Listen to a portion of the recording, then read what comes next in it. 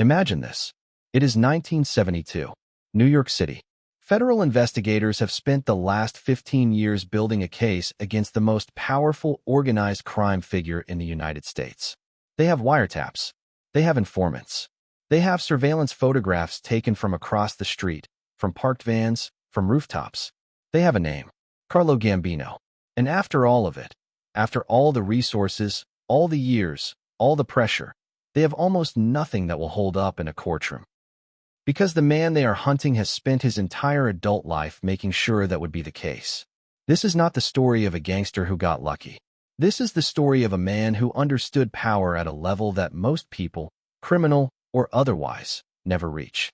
And who used that understanding to die exactly the way he intended. Free. Everyone knows the name Vito Corleone. The quiet patriarch. The raspy voice. The man who held his grandchild in a sun-soaked garden and seemed, for a moment, like any other old man. When audiences watched The Godfather in 1972, most of them assumed they were watching fiction.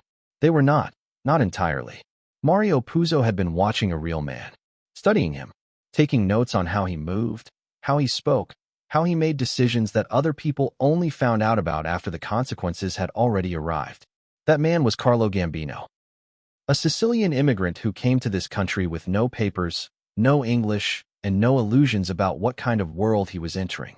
He would go on to run the most powerful organized crime family in American history. He would survive wars that killed the men around him. He would outlast bosses who were smarter, louder, and more feared. He would watch federal investigators build case after case and walk away from every single one. He never fired a gun publicly. He never gave a single press interview. He never sat at the head of a table if a camera was anywhere near the room. And yet at the peak of his power, every significant crime boss in the United States either answered to him, worked around him, or feared what he might decide. This is how one man, patient, invisible, and absolutely ruthless, built an empire that the entire apparatus of American law enforcement could not dismantle while he was alive. Carlo Gambino is born on August 24, 1902, in Palermo, Sicily. Not into poverty, into structure. His family has roots in the Sicilian underworld, connections to the Castellano clan that go back generations. From the time he is old enough to observe, he is watching how power works in his world, how respect is earned, how debts are created and collected, how the men who last are never the ones who shout the loudest. He grows up understanding something that takes most people a lifetime to learn. Silence is not weakness. Silence is armor. By the time Carlo Gambino is 19 years old, he has already made his decision about where his future lies. And it is not in Sicily. In 1921, he boards a merchant ship. There are no immigration papers, no official record of entry. He comes through Norfolk, Virginia, slips into the country as quietly as a man can, and makes his way north toward Brooklyn. He is 20 years old. He speaks almost no English. He has very little money. What he has instead is a network, extended family already planted in New York, and the Castellano connection that will shadow his entire life. Brooklyn in the early 1920s is its own universe. Crowded tenement blocks, neighborhoods organized by region of origin, loyalty systems that function less like crime and more like small-scale government, disputes settled internally, money moving through channels that no official institution controls, and then prohibition. The 18th Amendment does not create organized crime, favors given, problems solved, loyalty established one relationship at a time. He is not the man who fires the gun in the street. He is the man standing behind the man who does. He is the man who remembers everything. That distinction, that deliberate, calculated distance from the visible act, will define every major decision he makes for the next 5 decades. By the mid-1920s, he is working reliably within the orbit of the Mineo family, one of the established New York crime organizations of the era. He is not a boss. He is not close to being a boss. But he is trusted, which in that world is a more durable currency than fear. He is learning the architecture of power from the inside. And he is in no hurry. The late 1920s turned New York's underworld violent in a way that even hardened men find difficult to navigate. The Castellammarese War. On one side, Joe Masuria, the old guard boss who runs much of the New York rackets and refuses to share power. On the other, Salvatore Maranzano, a newer arrival from Sicily who believes the American mob should be reorganized along the lines of ancient Roman military structure, with himself at the top. Between them, bodies. Street bosses. Drivers. Men who simply knew too much and became liabilities. Gambino is inside Masuria's organization when the war begins. He is low enough to have protection. He is smart enough to watch which way the wind is moving. When the war ends, when Lucky Luciano arranges Masuria's death at a restaurant in Coney Island, then turns around and eliminates Maranzano in a midtown Manhattan office, what emerges is something entirely new. The National Commission, a governing structure for American organized crime. 5 families in New York. Recognized families in other major cities. A system for resolving disputes, approving major decisions, and preventing the kind of open war that draws federal attention. Carlo Gambino is present at the creation of this system. Not as an architect. Not yet. But present. Useful. Building credit quietly inside what becomes the Mangano family, one of the 5 recognized New York organizations. Through the 1930s and into the 1940s, he works as a captain inside this structure. He is not the boss. He is not the underboss. On paper, he is a mid-level figure in a hierarchical organization. But beneath the paper, something else is happening. He is constructing a personal network of loyalty so deep, so carefully built, and so independent of formal rank that it will eventually matter more than any title anyone gives him. His patience looks like deference. It is strategy. During the Second World War, he expands into black market operations. Ration goods, stolen stamps, wartime commodities moving through channels that the government cannot monitor. He builds wealth quietly. He builds obligations. By the end of the war, Carlo Gambino is still not the boss of anything. But the men who are above him are beginning to feel it. In 1951, Vincent Mangano disappears. His brother Philip is found with bullets in him. Albert Anastasia, the underboss, the feared enforcer, the man law enforcement has nicknamed the Lord High Executioner, steps forward and makes his case to the commission. The Manganos, he says, had been moving against him. It was them or him. The commission accepts the explanation. Anastasia takes control of the family. Carlo Gambino moves up with him. He is now the number 2 man in the organization, the underboss beneath one of the most violent and unpredictable figures in the history of American organized crime. He watches. He listens. He waits. Anastasia is dangerous in a specific way. Not the quiet, calculating danger that Gambino respects, but the loud, impulsive danger that makes careful men nervous. Anastasia takes murder contracts from strangers. He has civilians killed. He expands exposure recklessly, drawing attention to the family in ways that benefit no one except his own vanity. The commission begins to have concerns. Meyer Lansky has concerns. Vito Genovese, ambitious, calculating, always looking for an angle, has concerns. And Carlo Gambino, standing quietly at Anastasia's shoulder, has concerns that he keeps entirely to himself. On October 25, 1957, Albert Anastasia walks into the barber shop inside the Park Sheraton Hotel in Manhattan. He sits down in the chair. The white cape goes around his shoulders. The barber begins to work. His bodyguard is not at the door. 2 men in scarves walk in through the lobby. The barber drops to the floor.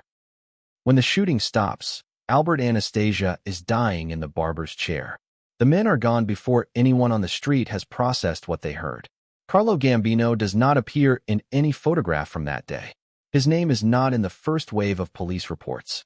He surfaces only later, and by then, he is already running the family. He takes control without ceremony. No announcement. No public confirmation. No sitting for portraits. What he builds over the next 15 years is not a gang in any traditional sense. It is a management structure. A corporation with no letterhead and no legal address. Crews organized under captains. Captains reporting upward through insulation layers. Tribute moving toward the top through hands that are never directly his. Discipline enforced through men who understand that the order came from somewhere above them, even when no one will say exactly where. He understood the central vulnerability of every boss who came before him. The man at the center of everything is the most exposed man in the room. To stay safe, to stay free, the boss must become abstract. a force that people feel without being able to point at. Through the 1960s, his reach expands beyond New York. Waterfront operations, casino connections in Las Vegas, garment district leverage, construction contracts across the 5 boroughs, where no concrete gets poured without a conversation first. At the Appalachian meeting in 1957, when state police stumbled onto a gathering of more than 60 organized crime figures from across the country, Gambino's name was confirmed at the highest level of national mob structure. The FBI, which had spent years publicly denying that a national crime syndicate existed, could no longer maintain that position. J. Edgar Hoover redirected resources. Robert Kennedy, as Attorney General, made organized crime a primary target of the Justice Department. Federal pressure on the American mob intensifies to a level that previous generations never faced. Gambino responds by making himself even harder to reach.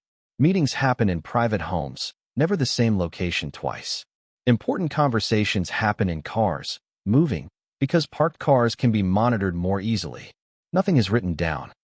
Instructions pass through intermediaries who understand their role is to absorb risk, not to ask questions about the chain above them. He appears, when he must appear in public, as a quiet, elderly man. A husband, a grandfather, a man who goes to church, who keeps to himself, who seems almost too ordinary to be what every federal intelligence file says he is. That image is not accidental. It is a performance maintained with the same discipline as everything else he does. The FBI surveillance photographs from this period tell the story from the outside. Men arriving at his home in Massapequa, Long Island. Men who run operations in 4 states, treating a modest house on a quiet street as if it were the office of a head of state. Because in every way that matters, it is. Through the 1960s and into the early 1970s, the case against Carlo Gambino is the great frustration of American law enforcement. They know what he is. They can document who visits him. They can track the tribute flowing upward through the family structure.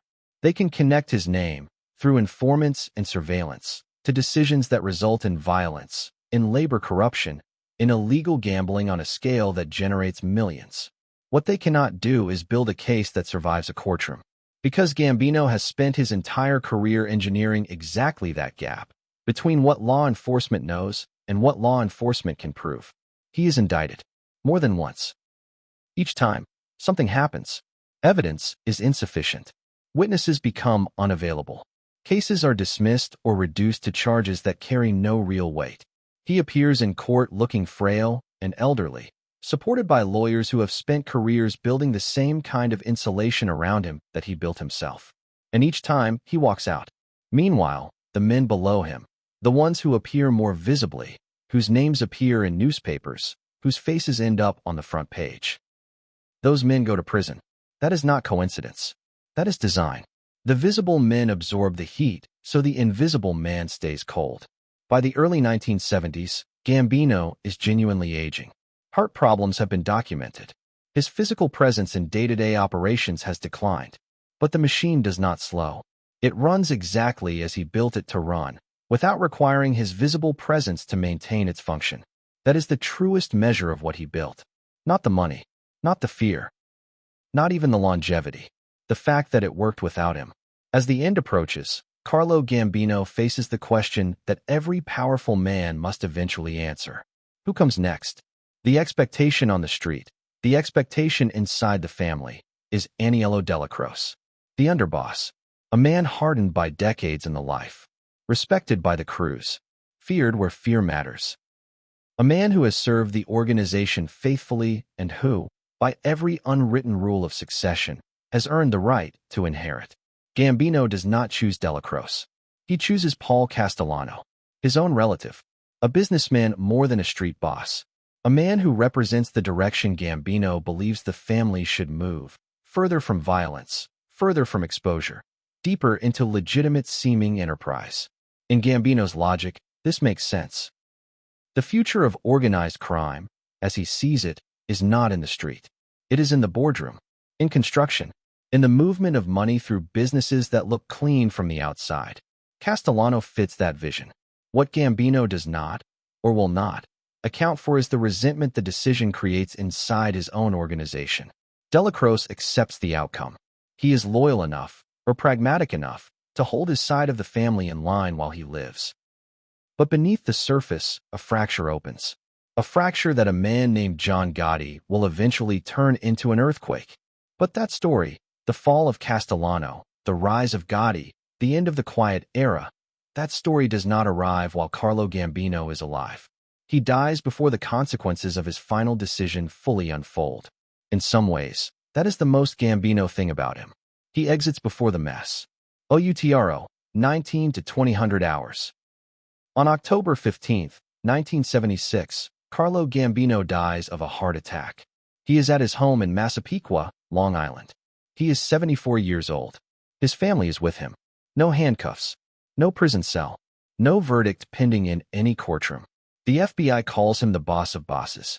Law enforcement officials who spent their careers trying to build an airtight case against him describe his death with a mixture of frustration and something that sounds almost like reluctant admiration. He had run the most powerful organized crime family in the United States for nearly 20 years. He arrived in America without papers, without language, without anything except an understanding of how power works and the discipline to act on that understanding every single day. And the full apparatus of American law enforcement, the FBI, the Justice Department, Senate committees, grand juries, wiretap operations, and informant networks, could not put him behind bars while he was breathing. Vito Corleone was a character. Carlo Gambino was the blueprint, the quiet voice, the patient hand, the man who understood that in the game of power, the loudest person in the room is almost never the most dangerous one. He built something that lasted. He died on his own terms. And the family that carries his name continued for decades after he was gone.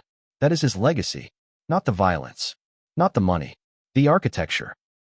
The invisible, disciplined, ruthless architecture of a man who decided very early that the only way to win, truly win, was to make sure nobody could ever prove he was playing. If this story kept you watching, subscribe. Turn on notifications. Every week we go deep on the real history behind the names the world thinks it already knows. The next one is already coming. Don't miss it.